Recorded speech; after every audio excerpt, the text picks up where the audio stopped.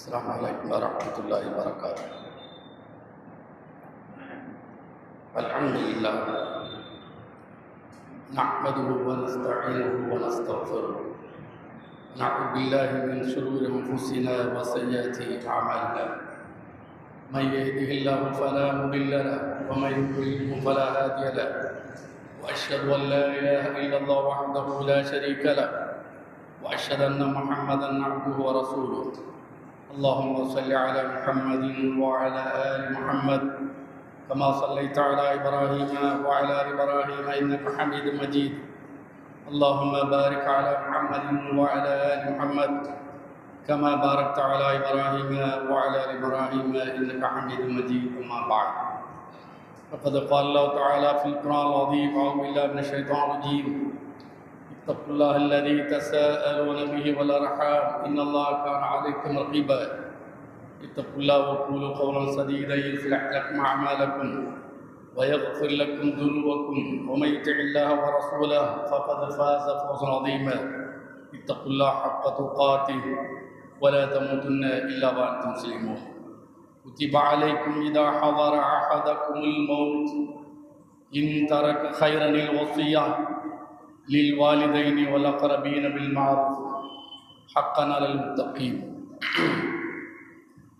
கண்ணியத்துக்குரிய இல்லாமல்ல அல்லாஹ்வின் நல்லடியார்களே, அல்லாஹ்வுடைய பேரருளால் அல்லாஹ்வுடைய மார்க்கத்தை அறிந்து கொள்வதற்காக அல்லாஹ்வுடைய ஆலய மஸ்ஜித் முபாரக்கில் ஜும்மாவை முன்னிட்டு நாம் அமர்ந்திருக்கிறோம். இந்த வாய்ப்பை வழங்கிய இல்லாமல்ல அல்லாஹ்வுக்கு அனைத்துக்கும் உண்டாட்டினார். அல்லாஹ் சுப்ஹானஹு வ தஆலா மனிதன் தான் உழைத்து சம்பாதிக்கின்ற சொத்தை உயிரோடு இருக்கிற காலம் முழுக்க அவன் பயன்படுத்தி அனுபவித்து விட்டு இறந்து விட்டால் அந்த சொத்தை எப்படி தீர்த்து கொள்வது, அந்த சொத்தினால் ஏற்படக்கூடிய பிரச்சனைகளை சரி செய்து கொள்வது எப்படி என்பதை குர்ஆனில் அல்லாஹ் குறிப்பிடுகிறார். 2ஆம் அத்தியாயம் 170ஆம் வசனத்தில் குத்திப அலைக்கும் இதா ஹவர அஹதகுமுல் மௌத்,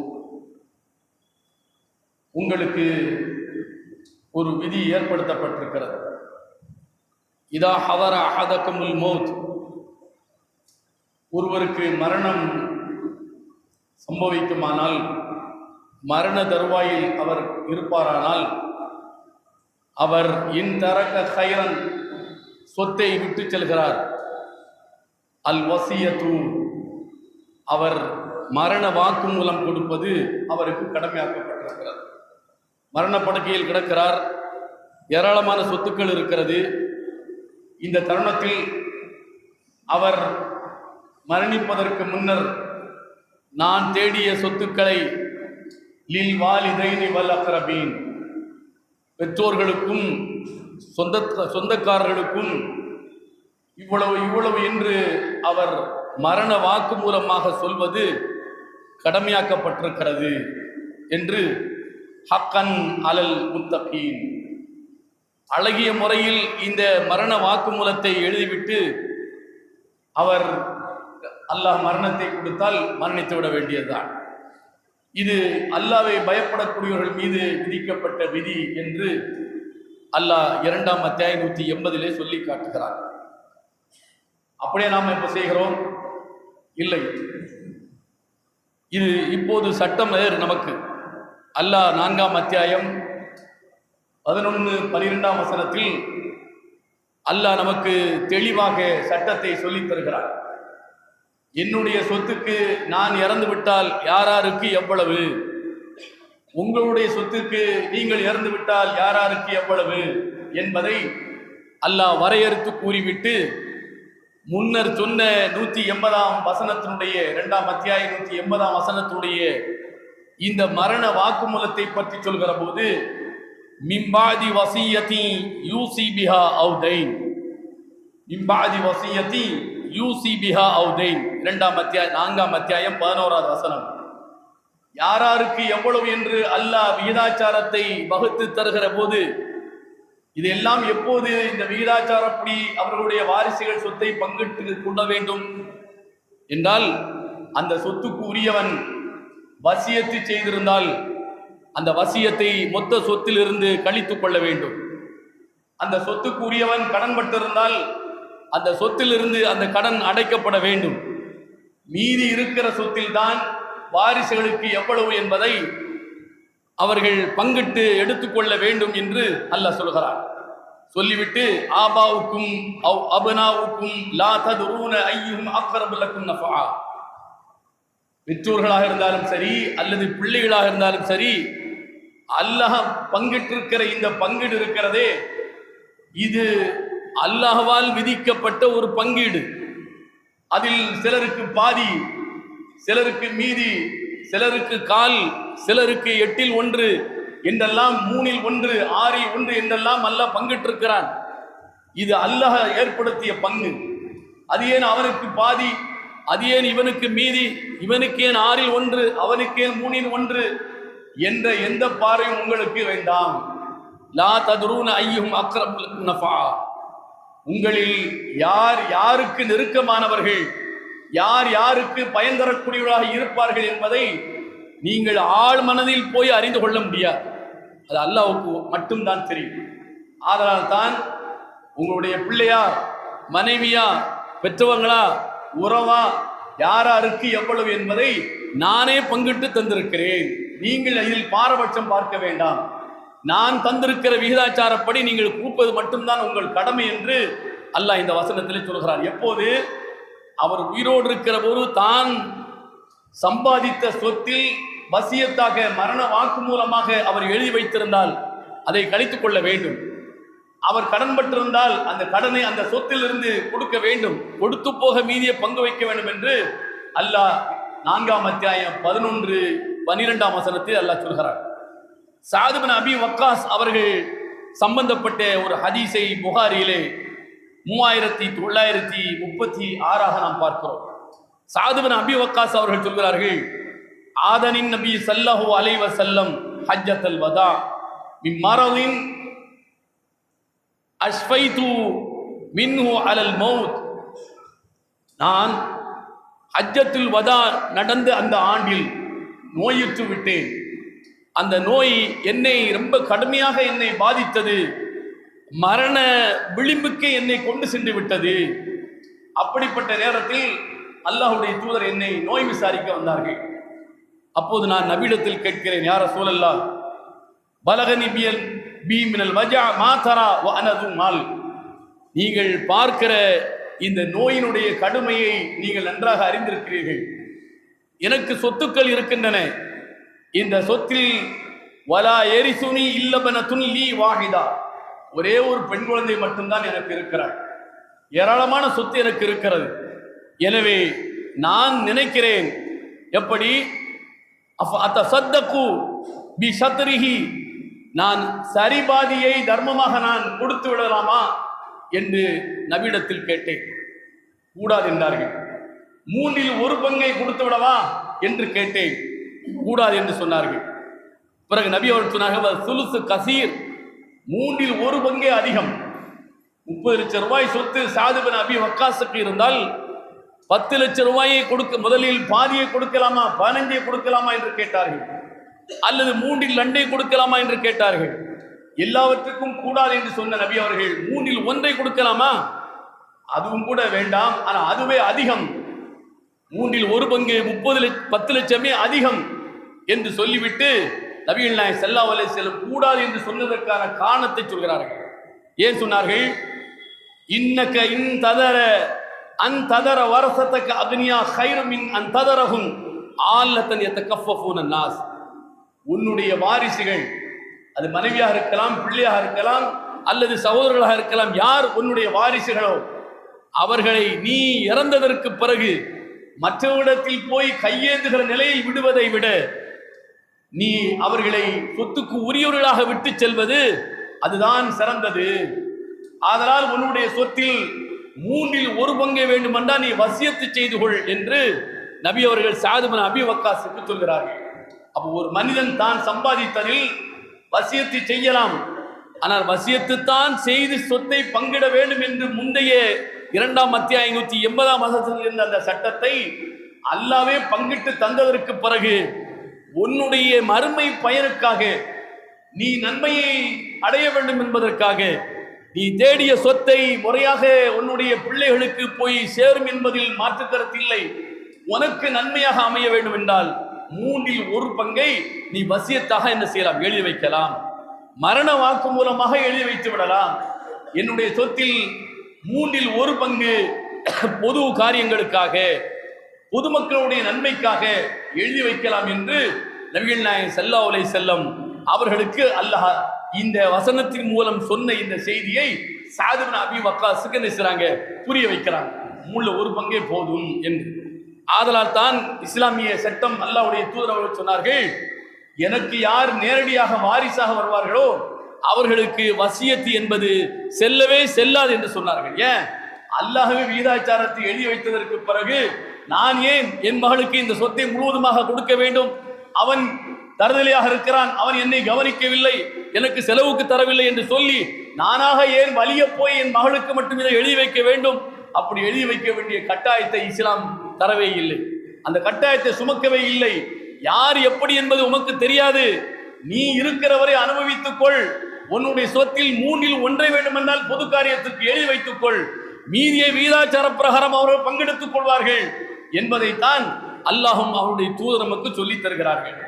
நபிகள் நாயகம் ஸல்லல்லாஹு அலைஹி வஸல்லம் அவர்கள் காலத்திலேயே இதற்கு ஆதரவாக நடந்த ஒரு செய்தியை இங்கு நாம் கவனத்தில் கொள்ள வேண்டும்.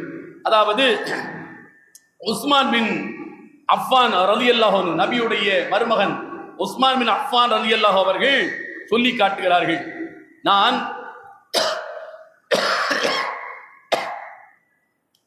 அவர் ஒரு கட்டத்தில் அவர் சிறை பிடிக்கப்படுகிறார். அப்படி சிறை பிடிக்கப்பட்ட நேரத்தில் எந்த இடத்தில் சிறை பிடிக்கப்பட்டாரோ அந்த இடத்தில் இருந்து கொண்டு தன்னோடு சிறை பிடிக்கப்பட்ட தோழர்களை பார்த்து சொல்லி காட்டுகிறார், அல்லாஹ் மீது சத்தியமாக சொல்கிறேன், உங்களைத்தான் நான் கேட்கிறேன். யார்? தோழர்களை பார்த்து உங்களைத்தான் நான் கேட்கிறேன்.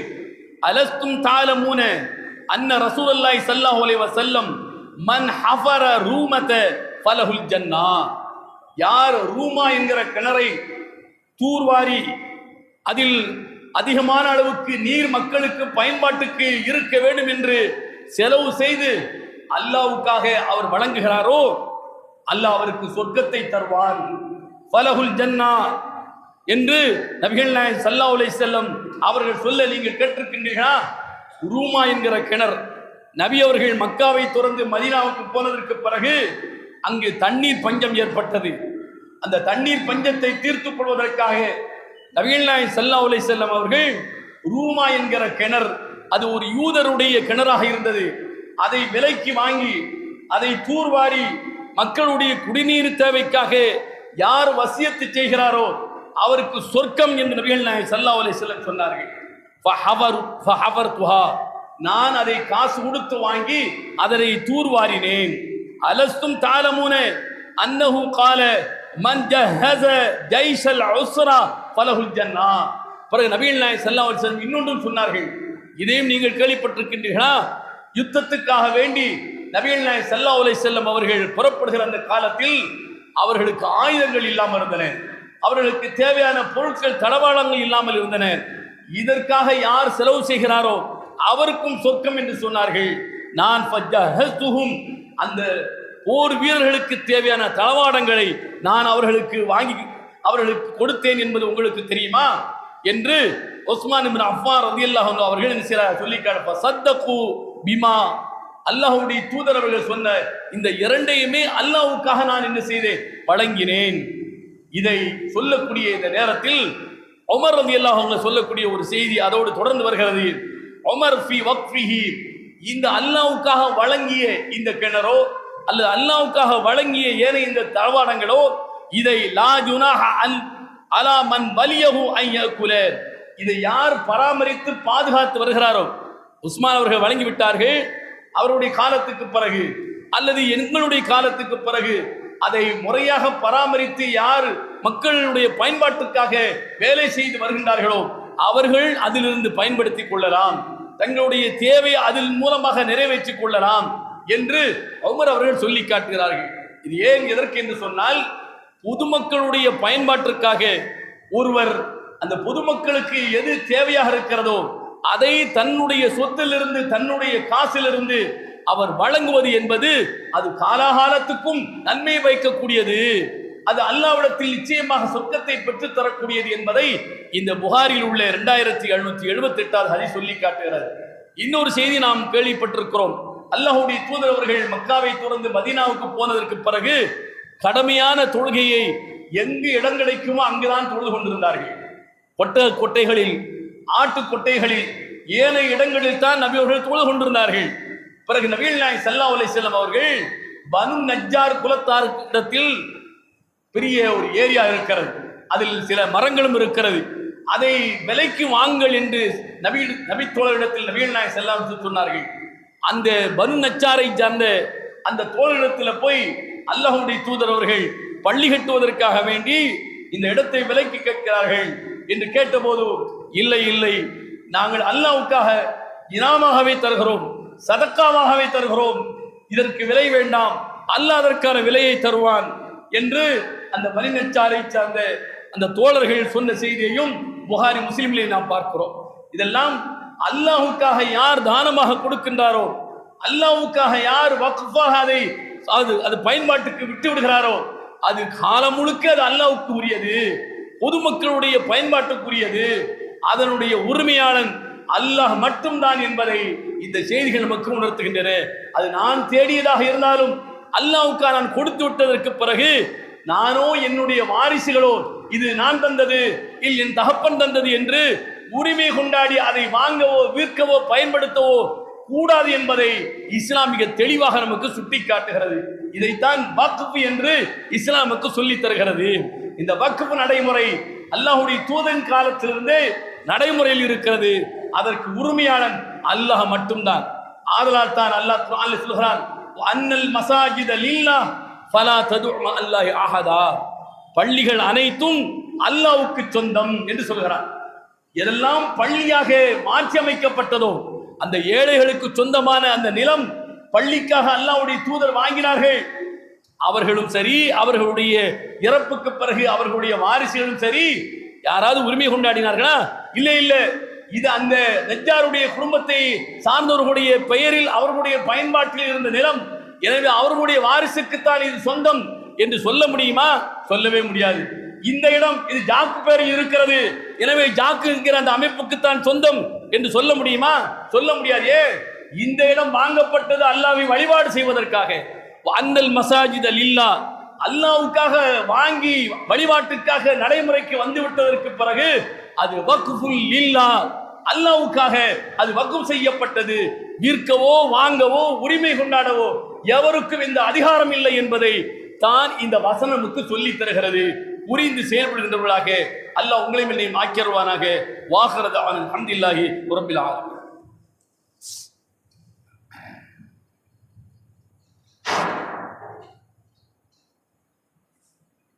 அல்ஹம்துலில்லாஹ் வஸ்ஸலாத்து வஸ்ஸலாம் அலா ரசூலில்லாஹ் அம்மா பஅத். கண்ணியத்துக்குரிய சகோதரர்களே, தாய்மார்களே, இந்த அல்லாஹ்வுக்காக வழங்கப்பட்ட சொத்துக்கள் வக்ஃப் சொத்துக்கள் என்று அழைக்கப்படுகிறது. வக்ஃப் சொத்து என்றால் என்ன என்பதைத்தான் முந்தைய உரையில் நான் உங்களுக்கு இங்கு தெளிவுபடுத்தினேன். இந்தியாவில் இது மாதிரி முஸ்லிம்களுடைய பயன்பாட்டிற்கு, பொதுமக்களுடைய பயன்பாட்டிற்கு வக்ஃப் சொத்துக்கள் ஏராளமாக இருக்கின்றன. இந்த வக்ஃப் சொத்துக்கள் எப்படி உருவானது என்று சொன்னால், இது 1857க்கு முன்னர் கிழக்கிந்திய கம்பெனி முகலாயர்கள் எல்லாம் ஆண்டு அவர்களுடைய ஆட்சி முடிவுற்றதற்கு பிறகு கிழக்கிந்திய கம்பெனி இந்தியாவை கைப்பற்றுகிறது. அவர்களை எதிர்த்து முதல் சுதந்திர போர் நடக்கிறது. அந்த முதல் சுதந்திர போர் முடிந்ததற்கு பிறகு விக்டோரியா மகாராணி இந்த நாட்டை ஆளக்கூடிய அந்த பிரிட்டிஷ் ஏகாதிபத்தியத்தினுடைய மகாராணி அவள் ஒரு சட்டத்தை கொண்டு வருகின்றார்கள். என்ன சட்டம்?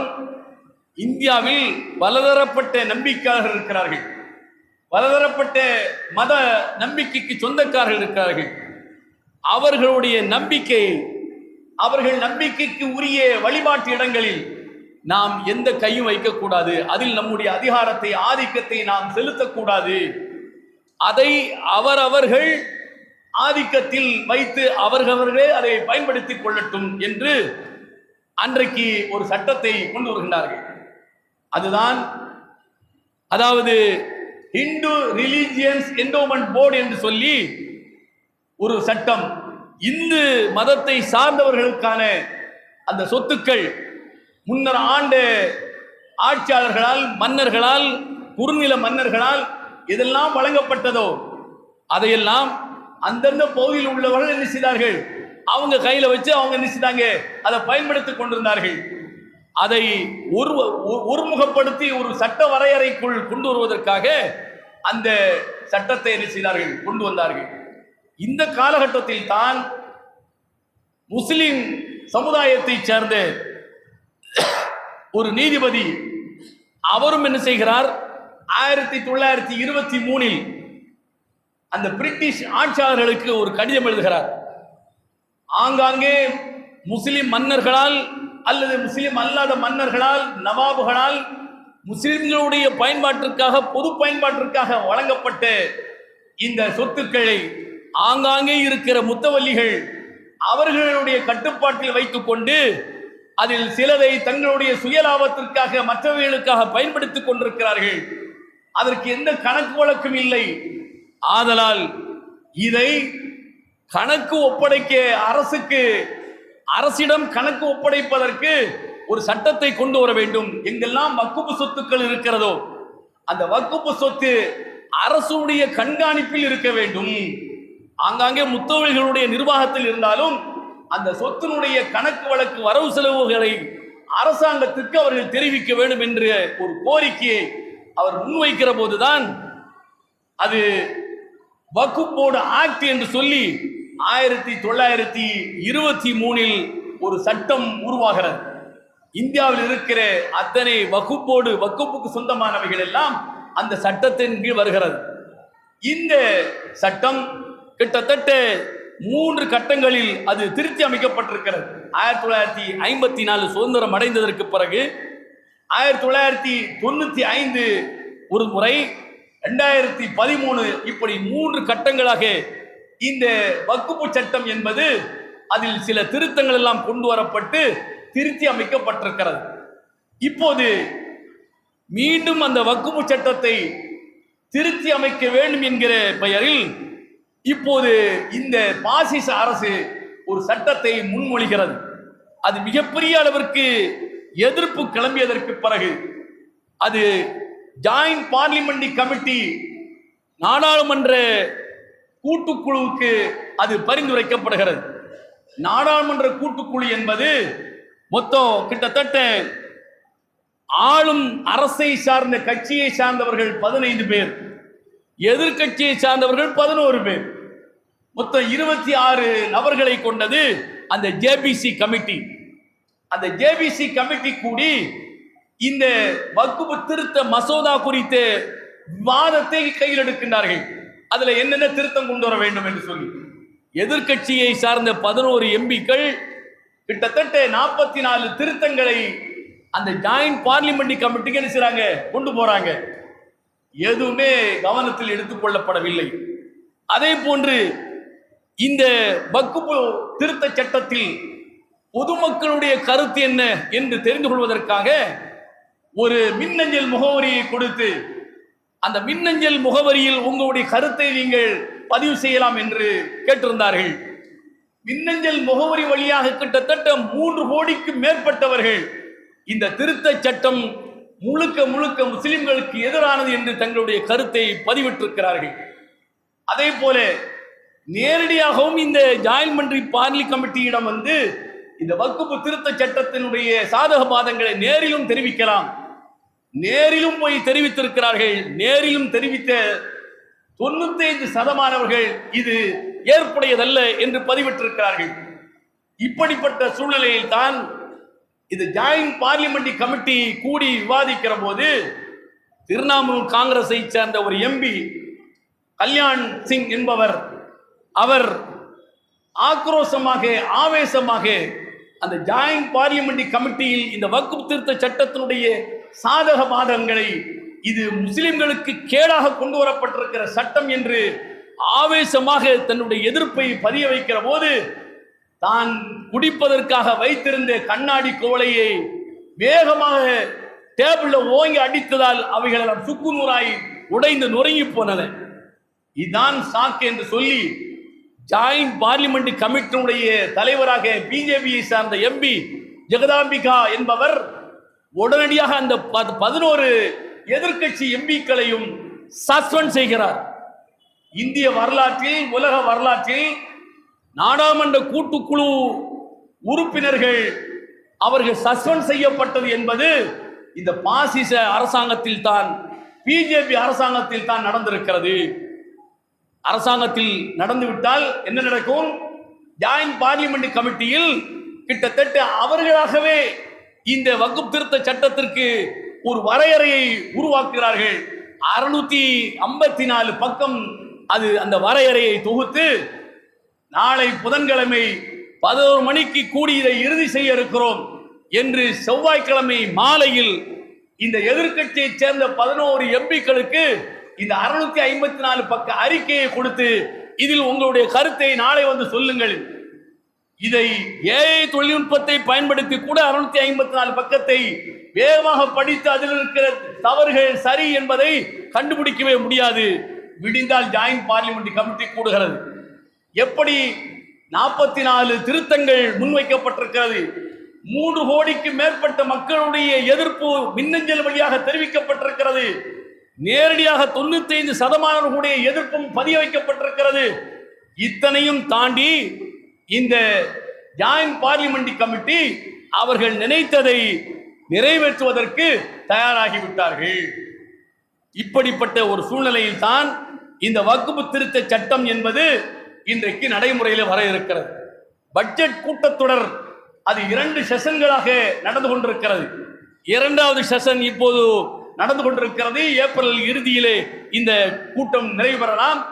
அதற்குள் இந்த வக்ஃப் திருத்த சட்டத்தை பார்லிமெண்டில் தாக்கல் செய்து அதை நிறைவேற்றுவதற்கு தயாராக இருக்கிறார்கள். இது விரிவாக சொல்ல வேண்டிய ஒரு செய்தியாக இருந்தாலும் நான் சுருக்கமாக இங்கு உங்களுக்கு அதை நான் கவனத்தில் கொண்டு வர கடமைப்பட்டிருக்கிறேன். இந்த வக்ஃப் திருத்த சட்டத்தில் நமக்கு எதிராக இருக்கக்கூடியவைகள் என்ன என்பதை நாம் இங்கு கவனத்தில் கொள்ள வேண்டும். மத்திய வக்ஃப் போர்டு என்று இருக்கிறது. சென்ட்ரல் வக்ஃப் போர்டு, ஸ்டேட் வக்ஃப் போர்டு, மொத்த 30 மாநிலங்களில் 30 வக்ஃப் போர்டு என்று இருக்கிறது. அது அந்த மாநிலத்தில் இருக்கிற சொத்துக்களை அவர்கள் என்ன செய்வார்கள்? அதை நிர்வாகம் செய்து கொள்வார்கள். சென்ட்ரல் வக்ஃப் போர்டு என்று ஒன்று இருக்கிறது, ஓவரால் இந்தியாவுக்கென்று. அந்த சென்ட்ரல் வக்ஃப் போர்டு அதுல இருக்கக்கூடிய மொத்த உறுப்பினர்கள் 22 பேர். 10 பேர் மட்டும்தான் முஸ்லிம்கள். மீதி 12 பேர் முஸ்லிம் அல்லாதவர்கள் அதுல போர்டுல மெம்பராக என்ன செய்யலாம், இருக்கலாம். யாருடைய சொத்துக்கு யார் மெம்பர்? முஸ்லிம்களுடைய சொத்துக்கு முஸ்லிம் அல்லாத 12 பேர் அதில் உறுப்பினராக இருக்கலாம். அப்போ இந்த ஜாயிண்ட் பார்லிமெண்ட் கமிட்டியில் என்ன நடக்கிறது? இதுதான் நாளை இந்த சட்டம் நிறைவேறினால் சென்ட்ரல் வக்ஃப் போர்டு மெம்பர்கள் 22 பேர் கூடி வாத பிரதிவாதம் நடக்கிற போது அதுல மெஜாரிட்டியாக வாக்களிக்கக்கூடிய நிலையில் இருக்கின்றவர்கள் பிஜேபி சார்ந்த 22 உறுப்பினர்கள் தான், அல்லது இந்துத்துவாவை சார்ந்த 22 உறுப்பினர்களில் 12 உறுப்பினர்கள், அல்லது பாசிஸ்டை சார்ந்த RSS சார்ந்த 12 உறுப்பினர்கள் வாக்களித்து அந்த சட்டத்தை நிறைவேற்றுவார்கள். 10 உறுப்பினர்கள் மைனாரிட்டி ஆகிவிடுவார்கள். எந்த கருத்தும் அங்கு எடுபடாது என்ற நிலை உருவாகும் இந்த சட்ட திருத்தத்தின் மூலமாக. இரண்டாவது, வக்ஃப் செய்யக்கூடியவர் 5 ஆண்டுகள் அவர் இஸ்லாமிய சட்டத்தை பிராக்டிஸ் செய்யக்கூடியவராக இருக்க வேண்டும், முஸ்லீமாக வாழ்ந்திருக்க வேண்டும், 5 நேரம் தொழ வேண்டும், வருடத்துக்கு நோன்பு நோக்க வேண்டும், ஹஜ் செய்திருக்க வேண்டும், தொடர்ந்து 5 வருஷம் சரியாக என்ன செய்ய வேண்டும், இருக்க வேண்டும். அப்ப அவன் பின்னாலே என்ன ஒரு உளவுத்துறை சீட்டை சோபல வச்சுக்கிட்டு என்ன செய்வான், போய்கிட்டே இருப்பான்.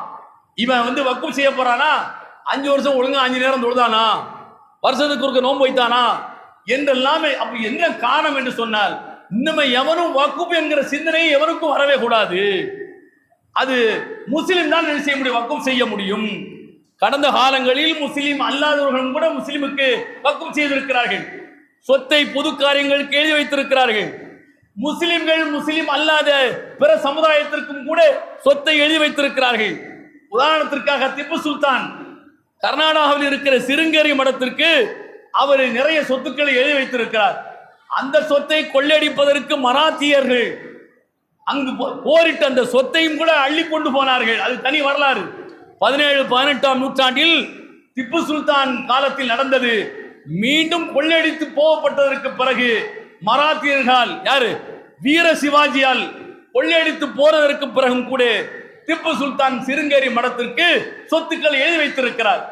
இது ஒவ்வொரு சமுதாயத்திலும் நடக்கக்கூடியதுதான். எனக்கு இது விருப்பமாக இருக்கிறது என்று சொன்னால் நான் கோயிலுக்கு இந்த இடத்தை நான் எழுதி கொடுத்து விடுவேன். அவருக்கு விருப்பமாக இருந்தால் பள்ளிக்கு எழுதி கொடுத்து விடுவார். இது இனி நடக்காது. அவன் 5 வருடம் முஸ்லீமாக இருந்து பிராக்டிஸ் பண்ணவனாக இருந்தா தான் அவன் சொத்தை என்ன செய்ய முடியும், வக்குப் செய்ய முடியும். இது இரண்டாவது. மூன்றாவது, வக்குஃபை யூசர், அதாவது அனுபவத்தின் அடிப்படையில் வக்குப் சொத்து இனி இருக்காது. அது என்ன அனுபவத்தின் அடிப்படையில்? சட்டம் என்பது பிரிட்டிஷ்காரன் வந்து போனதற்கு பிறகு, சுதந்திரம் அடைவதற்கு பிறகுதான் உரிமையியல் சட்டங்கள், குற்றவியல் சட்டங்கள் எல்லாமே எழுதப்பட்டு டாக்டர் அம்பேத்கரால் இறுதி செய்யப்பட்டது என்பது நம் அனைவருக்கும் தெரியும். அரசியல் சாசன அமைப்பு சட்டம் என்று. அதற்கு முன்னர் வரை எந்த சட்டம் கிடையாது. உங்களுடைய சொத்துக்களை, உங்களுடைய மற்றவைகளை நம்மளா என்ன பேப்பர்ல எழுதி நீங்க எழுத்து போட்டு சொல்லி எழுதி வாங்கி வைத்துக் கொள்வோம். ஒரு 50-100 வருடத்துக்கு முன்னர் இருக்கிற வீடுகளுக்கு எல்லாமே பத்திரமே கிடையாது. என்ன சொல்லுவாங்க, தடின்னு என்ன சொல்லுவாங்க. அது தடினா என்ன, ஒரு வெள்ளை பேப்பர்ல என்ன குடும்பத்துக்காரங்களும் பக்கத்தில் உள்ள வட்டாரத்தில் உள்ளவங்களும் மற்றவங்க எல்லாம் சேர்ந்து எழுதி உனக்கு இந்த சொத்துன்னு சொல்லி எழுதி வச்சுக்கிடுவாங்க. இதை பதிவு செய்து முறையாக இதை டாக்குமெண்டேஷன் பண்ணுகிற இந்த முறை என்பது சுதந்திர இந்தியாவுக்கு பிறகுதான் நடைமுறைக்கு வந்தது. அப்போ அதற்கு முன்னர் இது என்னுடைய முப்பாட்டன் பயன்பாட்டில் இருந்தது, இது என்னுடைய நல்லாப்பாவுடைய பயன்பாட்டில் இருந்தது, அவர் என் தாப்பனாருக்கு தந்தது, அவரிடமிருந்து நான் இதை பயன்படுத்தி கொண்டிருக்கிறேன். பயன்பாட்டின் அடிப்படையில், அனுபவத்தின் அடிப்படையில் கடந்த காலங்களில் சொத்து வாரிசாக தலைமுறையாக கடந்து வந்திருக்கிறது. இனி அப்படி வக்குப் சொத்து கடந்து வராது. ஏன், நிறைய சொத்துக்கள் இந்தியாவில் இருக்கிற சொத்துக்களில் சரிபாதிக்கு மேல் அது பயன்பாட்டில், அதாவது சட்டத்தின் அடிப்படையில், பதிவுத்துறை சட்டத்தின் அடிப்படையில் இல்லாமல் பயன்பாட்டின் அடிப்படையில் இருக்கக்கூடியவைகள். காலங்காலமாக அது வக்குப் சொத்தாக இருந்து அது பயன்பாட்டில் இருந்திருக்கு. இங்கதான் முஸ்லிம்கள் எல்லாம் மையத்தை அடக்கிட்டு இருந்தாங்க. அதுக்கு ஏதாவது ரெக்கார்டு இருக்கா? இல்ல. 100 வருஷமா நாங்க இங்கதான் மையத்தை அடக்கிட்டு இருக்கோம். இது முஸ்லிம்களுக்கு சொந்தமான இடம், அதுக்கு ரெக்கார்ட்லாம் கிடையாது. அப்போ அது இனி வக்குப் சொத்து கிடையாது, அது வக்குப் சொத்து கிடையாது என்று அனுபவத்தை சட்டமாக்குகின்ற ஒன்றை இன்றைக்கு ரத்து செய்கின்றார்கள். அனுபவத்தில் இருப்பது அது வக்குப்புக்குரியதாக இருக்காது. இதுவும் அந்த வக்குப் திருத்த சட்டத்தில் நமக்கு எதிராக கொண்டு வரப்படக்கூடியவைகள். அடுத்தது, வக்குப் முத்தவல்லிக்குத்தான், வக்குப் சொத்தில் முத்தவல்லிக்குத்தான் அதிகாரம் உண்டு. இப்ப இருக்கிற ஸ்டேட் வக்குப் போர்டுடைய சட்டமாக இருக்கலாம், அல்ல சென்ட்ரல் வக்குப் போர்டுடைய சட்டமாக இருக்கலாம். வக்குப் சொத்துக்கு யார் பொறுப்பாளர், முத்தவல்லி, அவருக்குத்தான் அந்த அதிகாரம் உண்டு. இப்ப அந்த அதிகாரம் பிடுங்கப்பட்டு மாவட்ட ஆட்சித்தலைவருடைய கையில் ஒப்படைக்கப்படுகிறது. இது வக்குப் சொத்தா, மாவட்ட ஆட்சித்தலைவர் தான் முடிவு செய்வார். அவர் இல்லைன்னு சொல்லிட்டாருவீங்க, வக்குப் சொத்து இல்லை என்று ஆகிவிடும். மாவட்ட ஆட்சித்தலைவர்கள் யார்? அப்துல் கார் அப்துல் சலாமா மாவட்ட ஆட்சித்தலைவர் வரப்போகிறான்? இல்லை.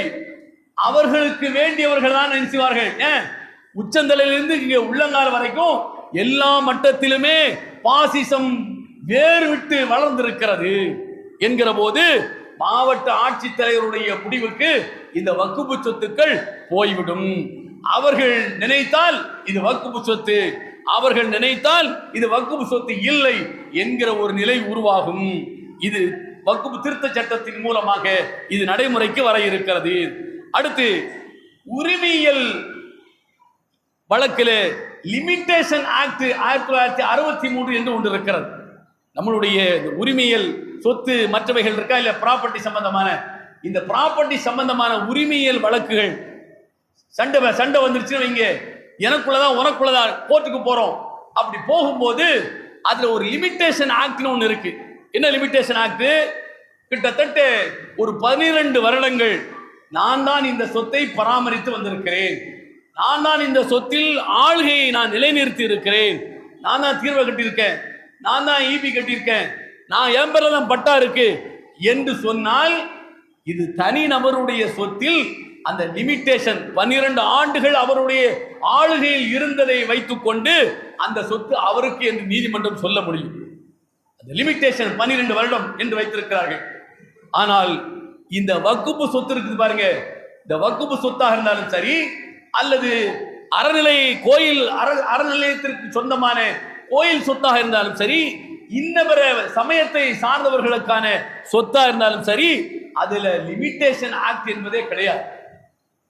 இப்போ வக்குப்பு சொத்து, இப்போ மைத்தாங்கொல்லையில நான் ஒரு ஓரமா ஒரு கடையை கட்டி ஒரு 12 வருஷம் இருக்கிறவங்க அது எனக்காயிரும். இப்போ கொண்டு வரக்கூடிய இந்த சட்டத்தின்படி நான் ஒரு 12 வருடம் நான் அதுல உட்கார்ந்து என இருக்கிற ரெவன்யூ சரி கட்டி நான் ஏதாவது ஒரு பில்லை போட்டு வாங்கி 12 வருடம் நான் இங்கு இருந்திருக்கிறேன் என்று சொன்னால் அந்த மயத்தாங்குலையில ஒரு 20க்கு 15 இடம் அது எனக்குரியது என்று ஆகிவிடும். ஆனால் இது புதிதாக வரக்கூடிய சட்டத்தின்படி, பழைய சட்டத்தின்படி இந்த லிமிட்டேஷன் ஆக்ட் என்பது பயன்பாட்டில் இருக்கக்கூடிய அந்த கால வரையறை என்பது அதற்கு பொருந்தாது. இது வக்குப்பு சொத்து என்று சொன்னால் நீ எத்தனை வருஷம் இருந்தாலும் இடத்துக்கால் வந்து போய் வக்குப்பு சொத்து தான் என்று சொல்ல முடியும். அது இனி வரக்கூடிய சட்டத்தில் சொல்ல முடியாது. இது வக்குப்பு சொத்துக்கு மட்டும்தான். கோயில் சொத்துக்கு லிமிட்டேஷன் ஆக்ட் செல்லுபடியாக, மற்றவைகளுக்கு லிமிட்டேஷன் ஆக்ட் கிடையாது. இது வக்குப்பு சொத்துக்கு மட்டும்தான். ஆக முஸ்லிம்கள், இந்தியாவில் முஸ்லிம்கள் மட்டுமல்ல, முஸ்லிம்களுக்கான சொத்துக்களும் கூட இன்றைக்கு குறிவைக்கப்படுகிறது. அவர்களுடைய உரிமைகளும் கூட இன்றைக்கு குறிவைக்கப்படுகிறது. பாருங்க, நேற்று வரைக்கும் 370 காஷ்மீரில் மற்ற மாநிலத்தவர்கள் இடம் வாங்க முடியாது, முஸ்லிம் மட்டும்தான் இங்கு குடியிருக்க முடியும், மற்ற மாநிலத்தவர்கள் எல்லா மாநிலத்திலும் போய் முஸ்லிம்கள் இடம் வாங்கலாம், காஷ்மீரில் முடியாது. ஆக அந்த சிறப்பு சட்டத்தை ரத்து செய்து காஷ்மீரில் பாலாரும் தேனாரும் ஓட போகிறது என்று சொல்லி இந்த 2 படுகாலி பலவும் சட்டத்தை மாத்தினாங்க.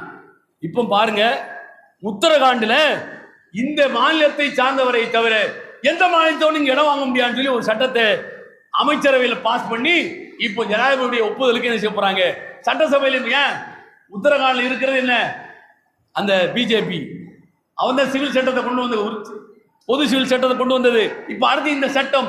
அப்ப அவர்களுடைய நோக்கம் என்பது முஸ்லிம்கள் இந்த நாட்டில் 3ஆம் இட குடிமக்களை விடவும் கீழே நடத்தப்பட வேண்டும், அவர்களுடைய உரிமைகள் முற்றாக துடைத்தெறியப்பட வேண்டும் என்பது அந்த பாசிசத்தினுடைய கோர முகமாக இருக்கிறது. முஸ்லிம்கள் எச்சரிக்கையாக இருக்க வேண்டும் என்று கேட்டு நிறைவு செய்கிறேன். வாகரத் அல்ஹம்துலில்லாஹி ரப்பில் ஆலமீன்.